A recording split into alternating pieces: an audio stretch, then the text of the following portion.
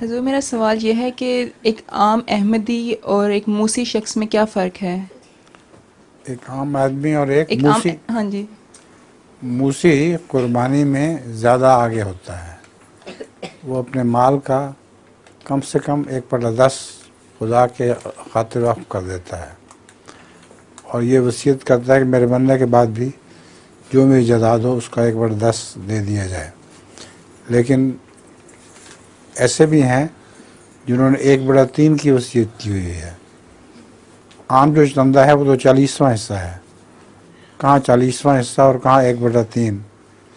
तो वो इखलास में इतना बढ़ते हैं कि खुदा की खातिर बहुत माल तक दे देते हैं और उसके अलावा दूसरे चंदों में भी बढ़ बढ़ के हिस्सा लेते हैं।